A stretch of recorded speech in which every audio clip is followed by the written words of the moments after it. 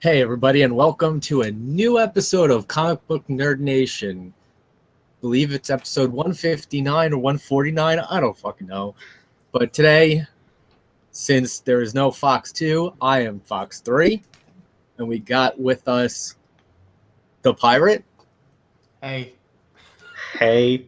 just the Pirate 1, not the Pirate 2 or the Pirate 3. Just the Pirate 1. And we've got the original Topher. Right. I don't even have a number. I'm like the 0 issue or something. You're like patient zero of the Tophers. Yeah. Also, isn't Nice. he the pirate? You're like the pirate. It was Did like, I say the Pirate? Yeah, it was like Yes. extra super white. Maybe. Put a little white on it. We have with us here today the pirate. Lifestyles the rich and famous. The- What was that dude? What was that dude's name? Alan. Oh, is it Alan Thicke? No, Alan Thicke was that from was Growing from Growing Pains. No, what was No. that dude's name? Oh. The host of Robin something, wasn't it? Robin. Wasn't it Robin Thicke? No, Yeah. Robin. Wasn't It was not Thicke. Robin Thicke. All right, fact check this. Yeah. Okay, fact check this. So Anyway. yeah. Anyway, so let's just get right into the business with the business end. So this week Give him the business. we had the business end of the stick. This week we had the first two trailers. Robin Leach. Robin Leach. There it is. Yeah. He had that. Always had that. Like, didn't he always wear like a ascot or something, whatever it's called? A what? An ascot. Yeah. Isn't Is that like a mascot with just the ass hanging out? No, isn't that? What is isn't that? it an ascot? Isn't an ascot like the neckerchief, the fancy neckerchief? Like what's his name? Fred from Scooby Doo wore one. I don't believe he always wore that. This picture Yep. I'm seeing, he has a vest on, a white or in a just a vest and a button down shirt. Is that dude still alive though? I would imagine. Oh, it makes me think of that Good Charlotte song. Yeah, he's alive. Lifestyles of the rich and famous. Yeah, exactly. But okay. So Right. this So week, trailers. so trailer wise, we got the trailer for Baywatch. No, I'm kidding. But we did get the trailer for Baywatch. But we Did got we the really? first trailer. Yeah. Yeah, I didn't even know that was a thing. They're making. it's It- yeah. Is there like is there somebody like running towards the camera in slow motion with the boobs bouncing? No, but I think they make a joke about the slow motion running and the boobs bouncing in the trailer. But The Who's Rock's in in it, Zac Efron, Um, the I forgot her name, but the chick from True Detectives, the young chick. Yeah. I forgot I her don't name. know. I didn't watch that show enough to know. But yeah, we got the trailer. First trailer. Oh, Matthew McConaughey. Yeah, no, it's Woody Harrelson without. Oh, okay.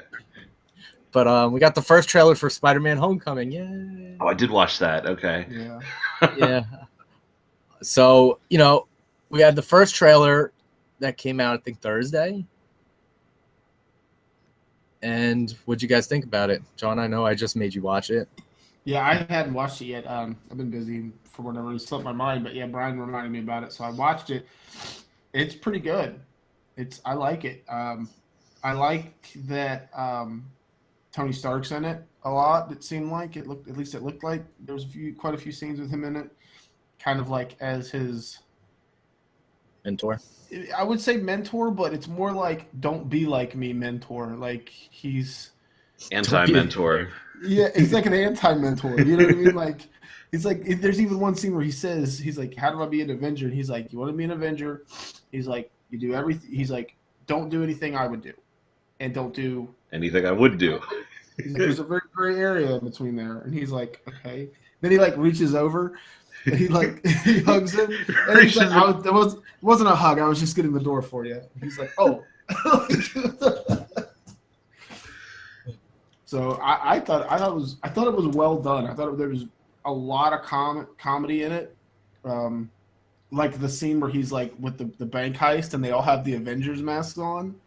He's like, "Wait a minute, you guys aren't the Avengers." I thought that was great. I like how he's like, Hulk gave it away. It's Hulk that gave it away. Well, like when if you watch closely, when they get up to look at him, like the Hulk turns around and he's like this with his arms stretched, and I just love how he's making like a pose, like the Hulk would make. Oh man, Yeah, it was pretty good. Topher? yeah, I thought there was a lot of decent humor to it. It looked pretty amusing. The effects looked decent. I mean, the production value was pretty standard for a Marvel movie. I like that they've got Tony Stark in there to kind of tie it in and make it feel like it's part of the MCU rather than some of the standalone Spider-Man stuff they've been doing in recent years. So you've got the tie-in value. It looked pretty solid. I mean, there was humor, which there has to be in a Spider-Man movie. I feel like anything Spider-Man has to be funny, but I'm interested to see whether Spider-Man himself, can do enough wisecracks, or whether it's everything around him being funny, because a lot of the humor I feel like has to fall on him.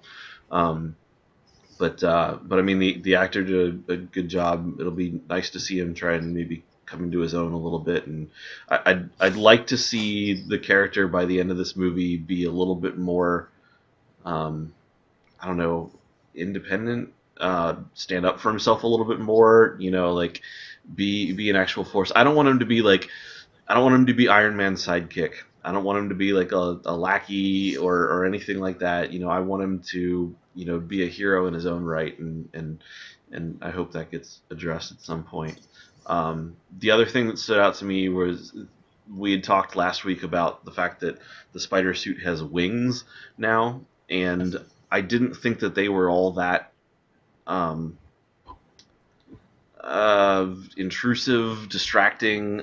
There's one scene like at the end of the trailer when he jumps off a building and he spreads his arms and you can see him, and they're very transparent. They're like see-through, and they're fairly small, and it's probably not a big deal. So hopefully, whoever just noticed that and has made everybody talk about it, maybe hopefully it's not like a some huge thing in the movie, and it's just a small little facet of his suit. I think the wings, I think they're just for gliding purposes. Yeah, I think he uses. It looks like, because he's still using the suit that Tony Stark made. Yeah, him. still.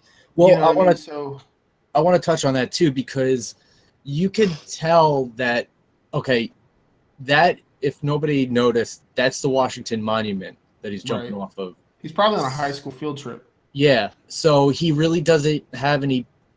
Everybody, I'm sure all you guys know, and everybody out there knows, that there's nothing really around the Washington Monument that he could get leverage to web swing. Because you just got, it's the mall from the. So for him to glide over that helicopter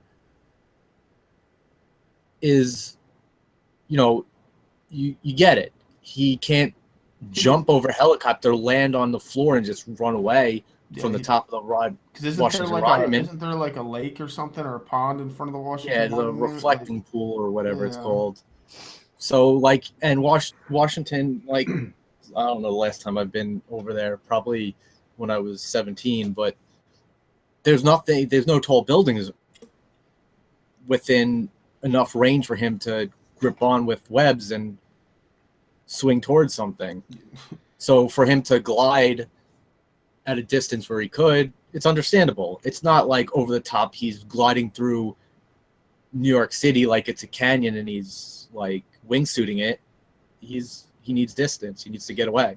Yeah, I mean, I guess if you think about the fact that that he's going to be a character in the greater Marvel MCU, they're going to be going places other than New York City, and he will not have as many buildings to web sling off of constantly.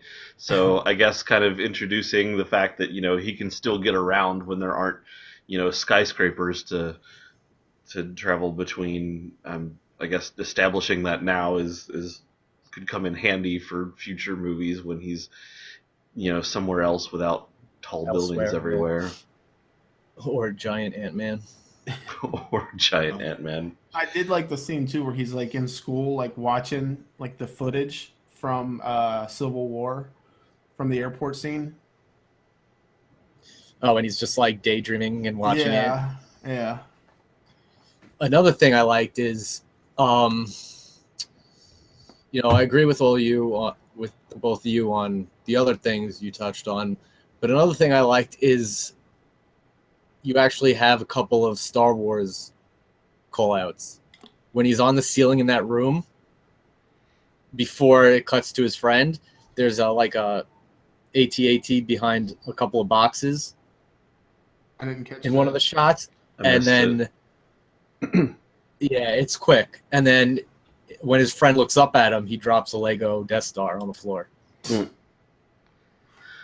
That, and I like they show another addition to the suit where when he's in the room and the suit goes slack and it drops, he's pressing the spider on his chest, and the suit kind of like goes from the tightness to like loose.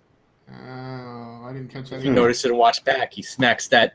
Because you see in one of the other shots, you see that the spider is kind of raised off the suit. It's not like a logo on a suit like mine is. It's not like just a picture. It's an actual it's raised off. So he hits it and it drops. So that seems counterproductive though as a superhero, because say if somebody punches you in the sternum, now you're sore chest and you're naked. Like what that's true. That is a little make? weird. But it's cool how it does that. He's not like peeling off or CGIing off a suit. It kind of like there's a purpose to it. That, and I like this, and I like how the Vulture looks. Yeah, Vulture, that looked pretty badass. I'm not gonna lie. And Michael Keaton sounds like fucking. I don't know what he is in relation to Peter Parker, like in the movie. Yeah, you don't know yet. Yeah, but he sounds like pretty badass. Like just the way like I'm gonna kill all your family and shit like that. Yeah, like damn, dude. Yeah, Vulture in the comics and in the cartoon can sometimes be like just a creepy looking frail old man with some wings, and it's like, is this a villain? It's like, this isn't Fox. Apocalypse isn't gonna come looking for a dude with wings and call him the most powerful mutant on the planet. So the dude actually needs to have some some menace behind him and some ability and some tech, and it looked like, that was a pretty cool Vulture suit. It definitely seems like a bit of a departure from the comics. It's definitely a different look, but I thought it was pretty feather where it looks like pretty badass. Oh yeah, he has on his neck or something. He has a bomber jacket on, and it has the fur on the neck like they used to do in like World War II. Yeah. But that's like kind of like also like a nod towards the original comic book Vulture, how he had the fucking shit around his neck. Little, like that. The big like, it was like the boa feather of boa, or the boa feather or whatever they call that. Like, the Liberace feathers. Yeah, I don't know what they call that, but it's weird. But another thing I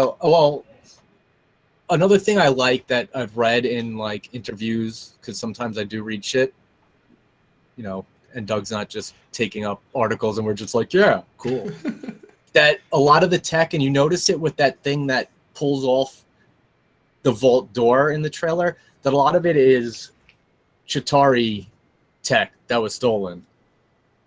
I didn't notice that either. Oh, that would make sense. If you look at it, it kind of looks like it. Same with the Vulture's tech, supposedly, because you have, not only do you have the Vulture, you have the Shocker, between the pink one and I was Sting. going to say, but you have Shocker, Never and seen you it coming. also have the Tinkerer in the movie. And I don't know if it was in the international trailer. You see him. He's kind of taking out this like gun that shoots like a blue laser, and Donald Glover's behind him. But he's in the movie, so all this is supposed to be Chitauri tech, which is, I like it because New York. The whole movie takes place in New York, besides that Washington D.C. scene. Donald Glover. Yeah. wasn't he in? Isn't he young Lando Calrissian? Yep. Once you get in with Disney, you're set for life. is he Is But he supposed to be a character in upcoming I don't know who in he's- Marvel movies?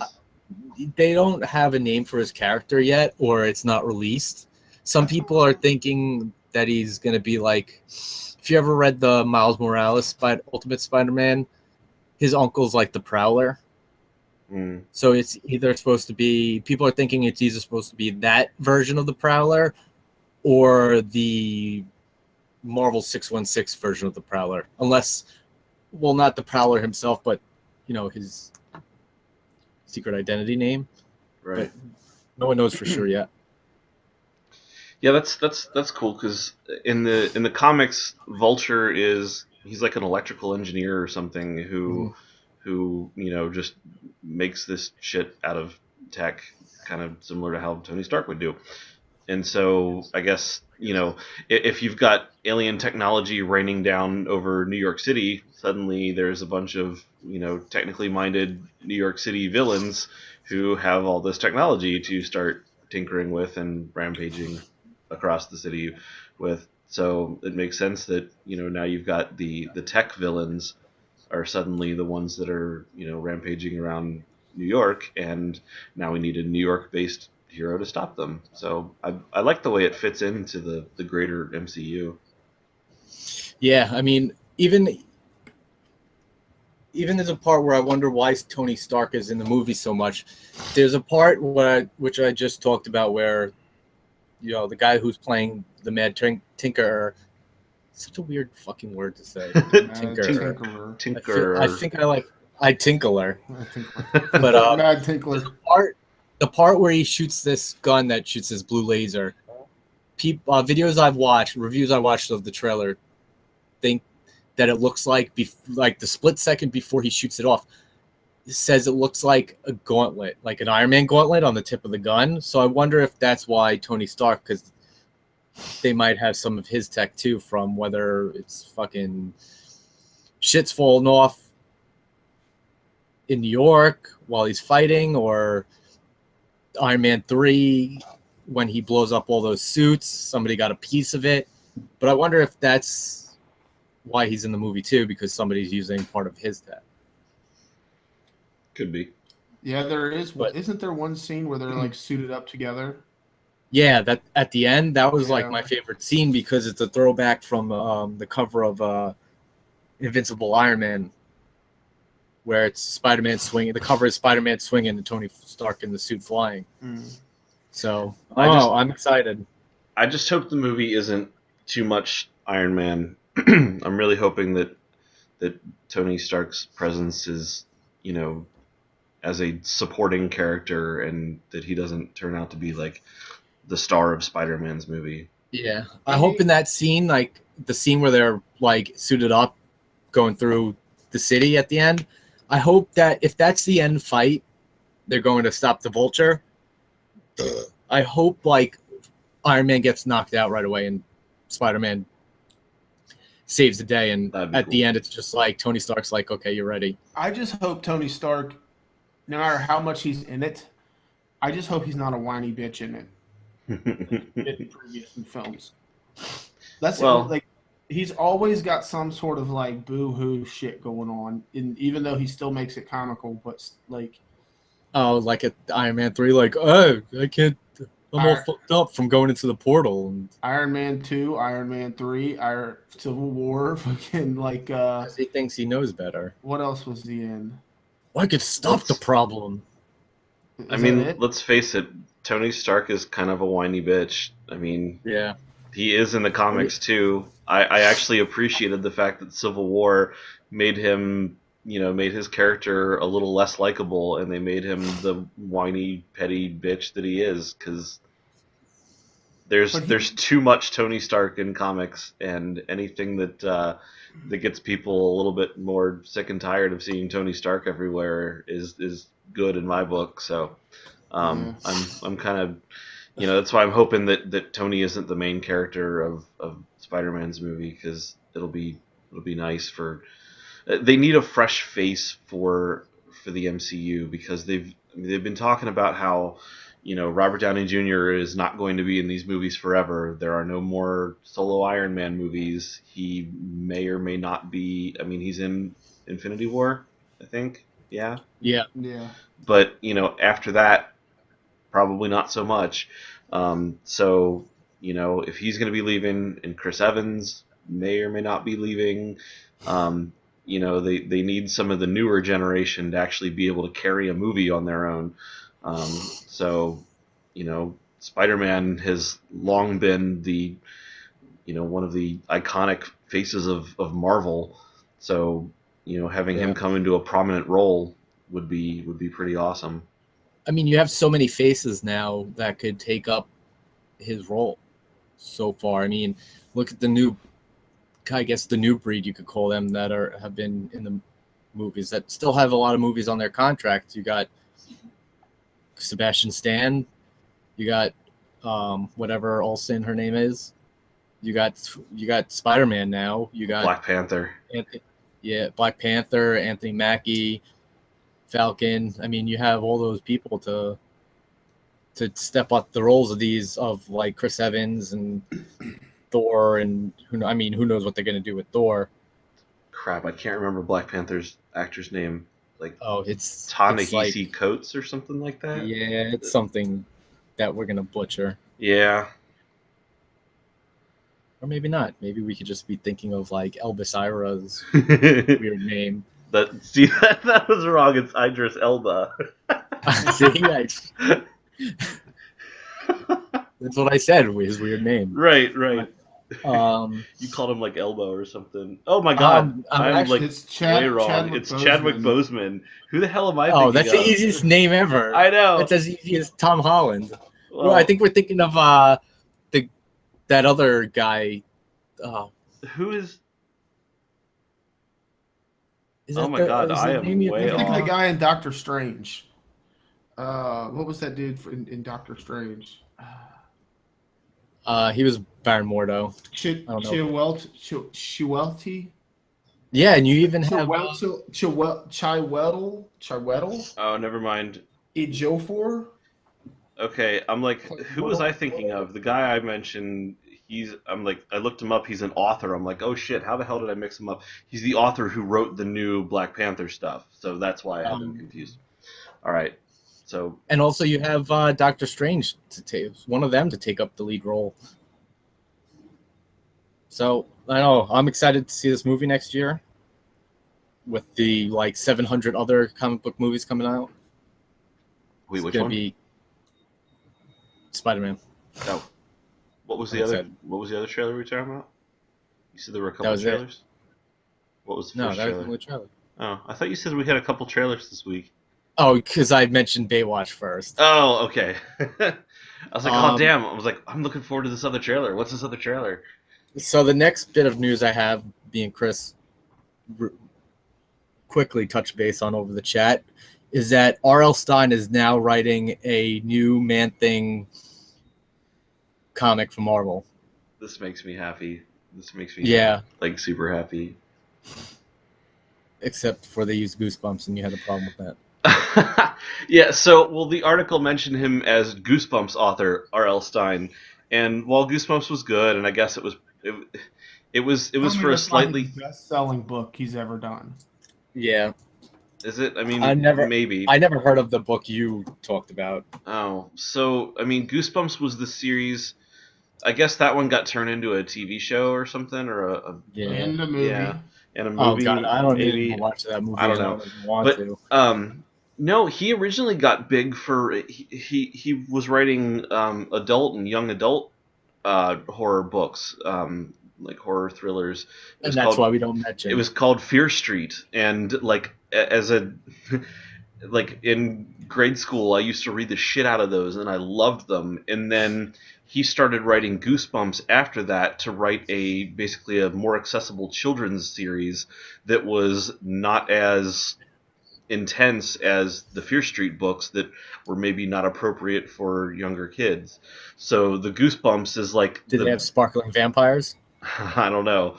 But I never really read the Goosebumps. I never really read Goosebumps series because it was like the kiddie version of the books of his that I'd been reading for years from the Fear Street series. So I was when it was like, oh, Goosebumps author, I'm like, well, okay, so I guess whoever wrote this is, a younger generation because they must have come in with the kiddie books, and I don't know. I had liked the stuff he was doing before he watered it down for making it more accessible Yeah, to a well, younger generation. I never really read the Goosebumps either, because I think Goosebumps came out when I was at least in high school or starting in high school, and by then teachers had us reading like The Outsiders and Helen Keller or whatever. Goosebumps came out before that. Goosebumps started in like the early to mid '90s, I want to say. Yeah, the first one was published in '92. Yeah.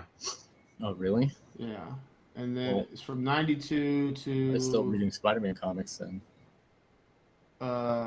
97, and then that was the original series, and then the following series, the Tales to Give You Goosebumps, was 94 through 97. Then Give Yourself Goosebumps was 95 through 2000. Dude, there's like 40 books to each one. Then there's a special edition. Then there's Goosebumps Presents, which was 96 to 98, and there's like 18 books in that. Dude, he wrote a fuck ton of books in Goosebumps series. Yeah, Like I mean, I guess the Goosebumps series took off a little bit more because it had more universal appeal and like And it was published by Scholastics. well, so was Fear Street. Oh, was it? Oh. Yeah. I don't mean, I used to remember. get those through the Scholastic book clubs all the time. I just remember They were so popular in my class that like at one point I went to a Catholic school and the librarian decided that that those books were inappropriate for young readers, and she actually banned them, and we weren't allowed to read them on school property like during library time and whatnot. So people would get other books and they'd cut the covers off and we'd glue them on to the R.L. Stein Fear Street books so that we could actually read them in library time without the librarian knowing, because like, and I thought it was complete bullshit because it was actually getting people to read who really didn't like reading, and they were actually found a book series that was interesting and gripping, and the librarian's like, no, you can't read that, I'm gonna make you read drivel and crap and take them away from you. And I was like, it was kind of bullshit. So when was the Fear Street series from then? Hold on, I'm looking. Let's see, 100. Dude, there's like over 200 books from Goosebumps alone. Yeah, I mean, it was definitely it was probably his more prolific series, but it did start later. I'm pretty sure. Fear Street. Let's see. The first one, that was The New Girl, and that was written in 1989. Yeah. Oh, I remember these books. Yeah, Fear Street. Yeah, 1989 was the first one. Let's see, Fear Street's a film adaptation. On October 9th, 2015, it was reported a film based on the series was being developed by 20th Century Fox. Really? A Fear Street film? Okay, that's kind of cool. Yeah. Yeah, I don't know when he stopped writing those, but I mean, he got famous, to me at least, off of Fear Street, and then started writing Goosebumps as like the children's version. And I mean, those really took off because they were very popular and had a higher readership. So, I mean, I think he ended up focusing more on the Goosebumps stuff after that. But He actually revived the book series in 2014. Yeah. Huh. But anyway, so I guess he's writing the new Man Thing. I think Brian zoned out on us here. It's a mini series about A The manners dude- thing. Aw. the dude trying to escape his fate as Man Thing and reclaim the life he once had. That could be cool.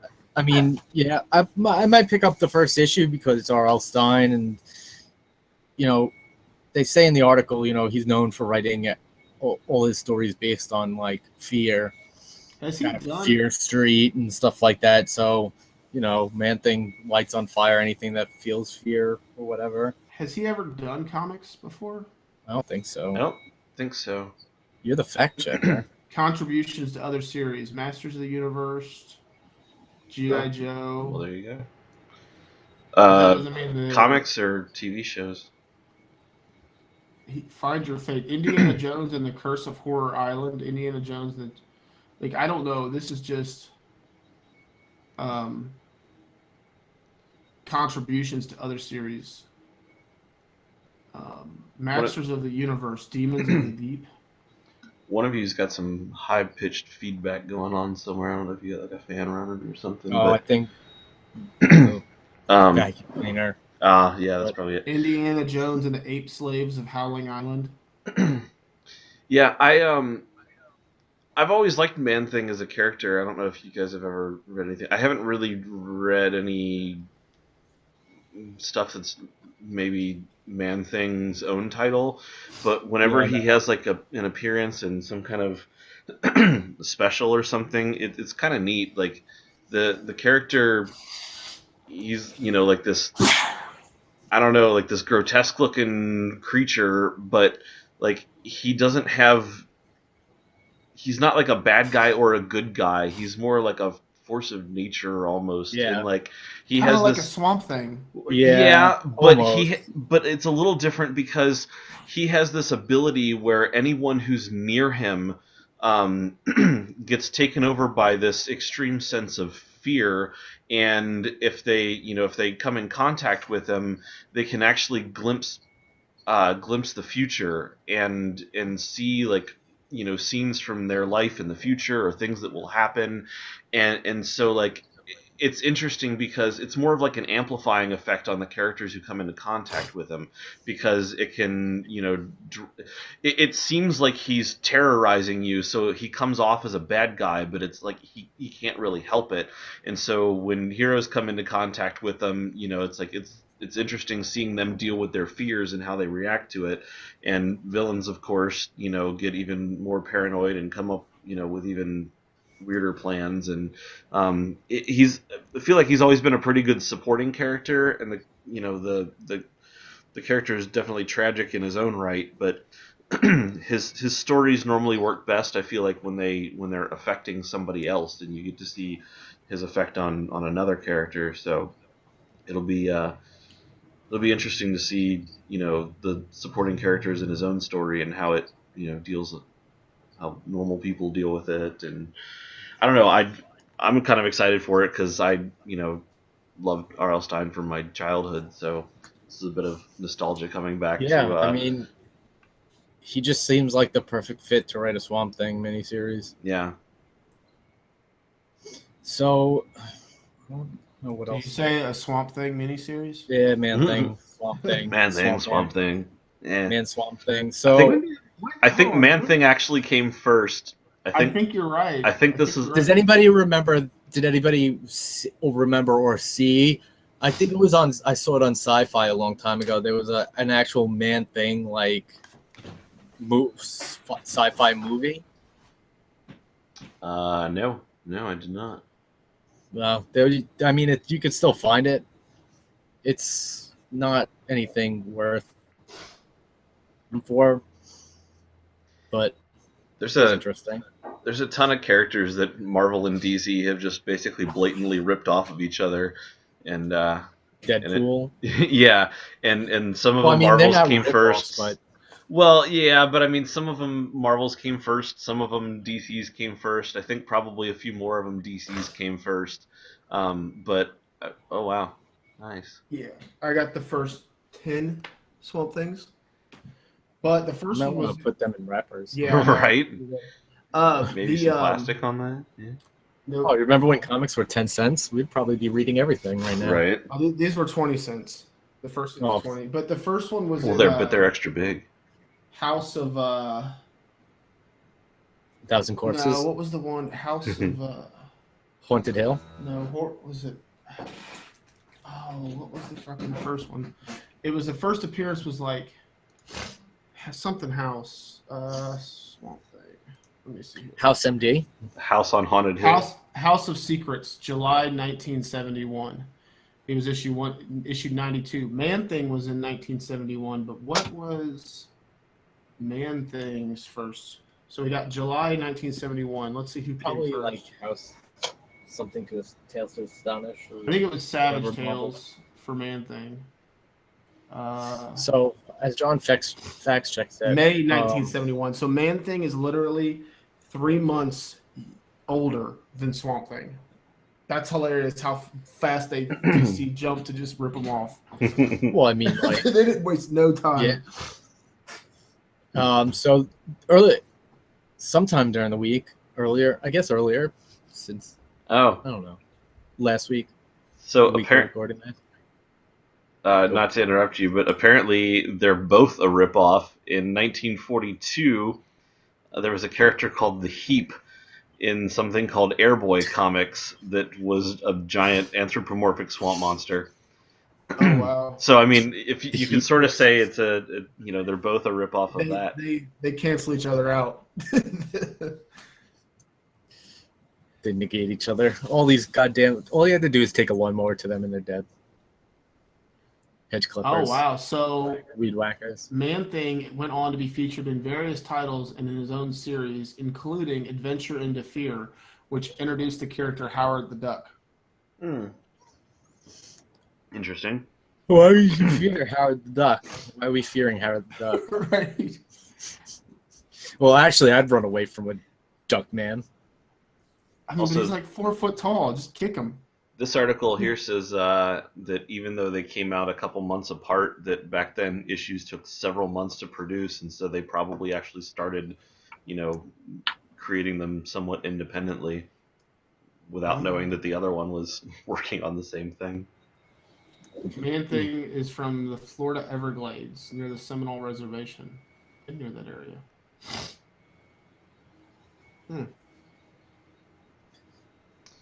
Wait, there's a live action film? But For Howard the Man Thing? Duck? Yeah, No. it's a sci-fi film. I was just talking about it Yeah, while you guys that's what. Mark Stevens plays him. Yeah, Brian was talking about when you were over there digging for your Swamp Thing comics. I'll be damned. Was it any Oh, good? wait. Damn, you big. It says Man Thing number Yeah, I don't remember it that enough. was his first. But who knows when we could see him? They could put him in fucking. He could pop out of the Hudson River in Netflix show. That has enough trash in it for him to generate a body. he fears the Hudson River. I wonder who has movie rights to him. If it's So- Marvel or somebody else. Maybe we could have a Man Thing Swamp Coming. Who's running the vacuum cleaner? That vacuum cleaner got really loud. You can now. hear that? Oh yeah. Huh?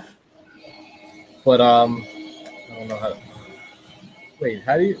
Oh wait, how is that? Is that better? Not at all. No. Oh, that's a little better. I don't know how. I don't. So Now. here's a question, Brian. Okay. Shoot. Do you drink the water where you're Don't at? drink the water. What? Do you I drink? was just thinking that. Do you drink the water? Do I drink the water? Yeah, like do you go to your tap? Do you go to your faucet and drink water? No, I usually drink bottled water. Okay, I just because everybody in New York when I was up there, like Chuck and all those guys were like, yeah, we don't drink water. Like here, have a bottle of water. like Yeah, because Long Island's water's the ground's all like effed up. yeah. Toxic plumes and shit from Grumman. But yeah, I don't know where that came from. The whole I don't know why. I think it was the whole swamp thing and the man thing. Oh. Like, Oh yeah, I don't don't. know. Well, the Hudson River. That's what you were talking about. The Hudson River. Hudson River's far away from me though. Yeah. But earlier this week, we had a delight. Disney World Land changed their Epcot spaceship. Epcot Center. I never knew that it was supposed to be a spaceship, but it's not supposed to be a space- ship. No, that brown ball is supposed to be a spaceship. It's a No, spaceship. it's a space center. No, it's a spaceship. You it ride up. a spaceship in Look. it. Fact checked. I've been there. like, I'm pretty sure it's not a spaceship. But it changed it to the Death Star, which fired off a laser, which I think is pretty neat. Well, at least we can agree that it's not a moon. That's no moon. That is no moon. But I think Fox is always Fox 2, not Fox 1 or Fox 3. Fox 2 is always saying that Star Wars is gonna die. Eventually, it'll die. I don't. With Disney now owning them, I don't think it'll ever die. And this is just the reason they're building. They're doing all this stuff to their parks, and it's like I want to go see this. I wish I was there in person watching the video. Yeah, but I don't think it's ever gonna die. So No, here's your fact check. That building is called Spaceship Earth, and is Ha! the icon of Epcot. is the icon of what? The icon of Epcot. The icon. I thought it was just a spaceship that you ride inside it. You can probably ride inside of it, but it's still like it's supposed to be a spaceship on the outside. It's not about what it looks on how it looks on the outside. It's what's on the inside that counts. Epcot. Oh, wait, that's Epcot is the park, the whole area, and that particular building is the Spaceship Earth. Huh. Okay. Stand corrected. yeah. Should have just fact checked it, but I think I think that's awesome. I mean, I'm watching the video now as we talk about it, and just Star Wars. I mean, everything that's cool was probably based on something they like Star Wars. Here's the thing about Disney, though. Like the only complaint that I have with them, and this goes back to their parks, is not like their movies or their how they franchise things or brand things. Everybody's too cheerful that works at their park. No, it's their fucking parks are so goddamn expensive. Oh yeah, well that's because everybody goes there.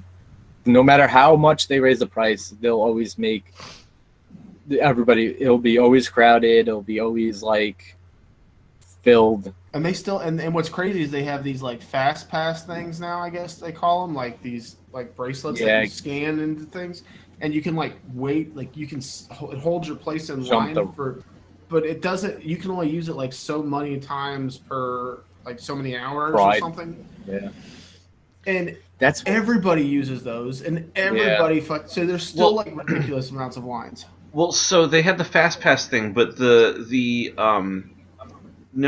time thing you're talking about is actually pretty cool because they know you're going to be waiting in line for a ridiculous amount of time. So rather than have people wait there, they actually assign you, when you go up there, they assign you a time window. It's like a 2-hour thing or something. So like it kind of reserves your future place in line, and instead of waiting in line like 6 hours to get on, because you won't be able to get on for 6 hours, they say, okay, we've got you for that window in the future. You come back and you'll still wait in the line for an hour, sometimes longer, but it's better than waiting in a 6-hour line. So I mean, it actually does help. Yeah, I don't like Disney parks. Last time I went to one, I was probably like 25, 24, and I was kind of pissed because actually I might have even been. Yeah, no, it was about that because they took out the Pirates of the Caribbean ride, they changed it. It was under construction at the time when I was there. They took out the original one, and they put in one that involved the movie.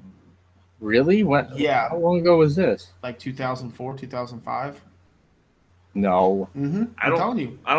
Unless I was there before you were. I feel like they re-themed a little bit, but like I went on that ride, at least the one in Florida, the one in Orlando. Mm-hmm. Yeah. I went on that ride probably 2010-ish, 2011 or 2009, 2010-ish, and it was still like the old one.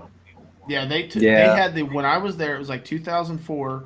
Unless like it was under construction, and it was the day that I was there. No matter how long the construction was, the day I was there, it had a sign that says "under construction, remodeling, whatever," and it was to revamp it into something different. And it was like when the second movie had come out, the second Pirates of the Caribbean movie. Well, maybe they put it back because.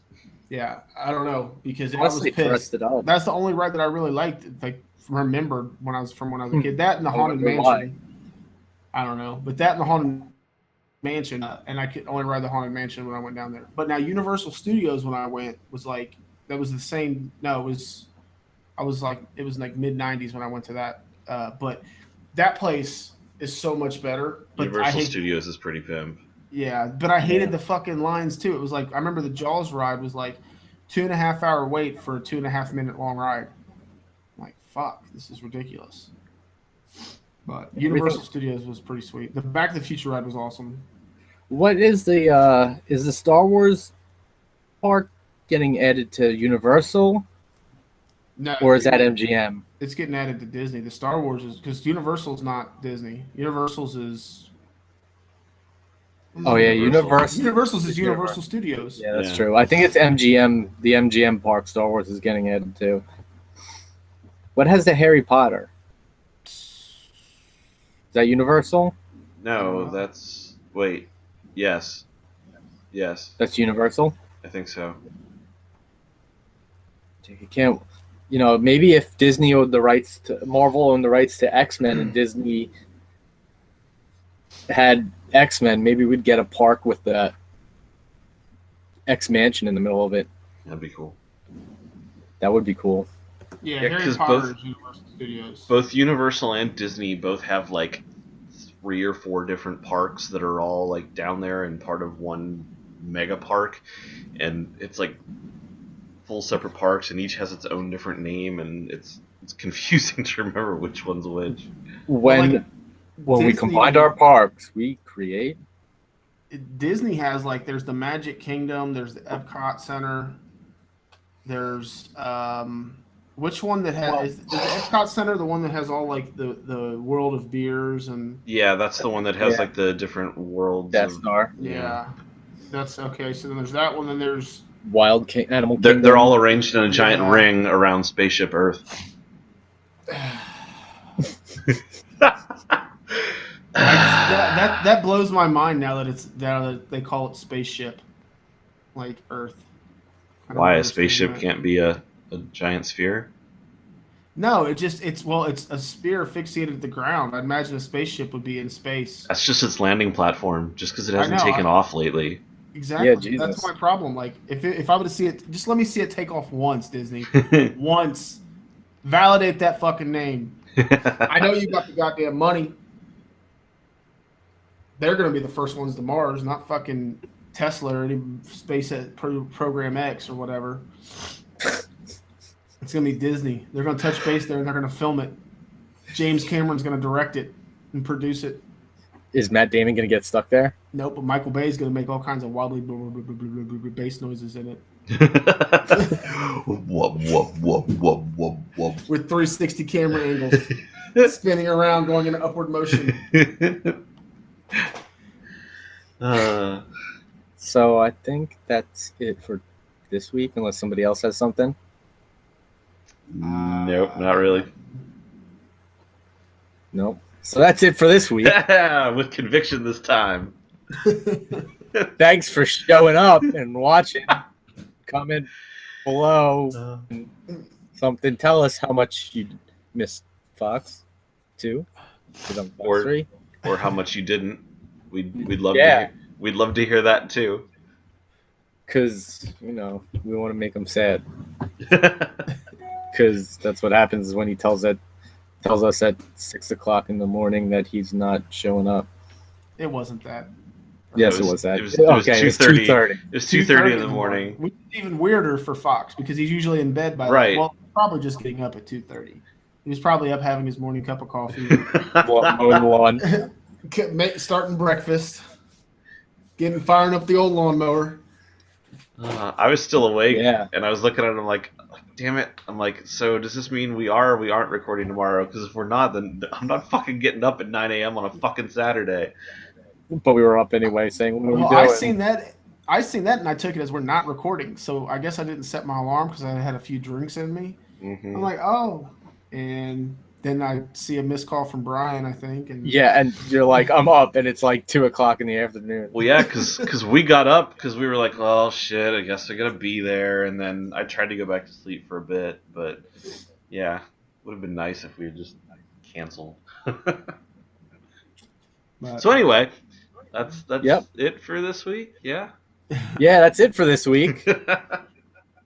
I've been your host, Fox3, and we've got Duh Pirate. Bye. What the fuck? The pirate? Well, I was making sure I didn't say fresh. Oh, gotcha. And we've got Topher. Duh, Topher? Duh Topher. The delays between you saying stuff is just boggling. It's like, Bye. come on, say it. Say it. There it is.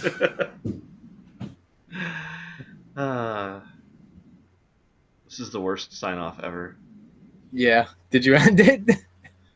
Yeah, I said bye. Pirate talked through it. So take us away, Brian. Oh, we're still recording? Yeah. See you next week.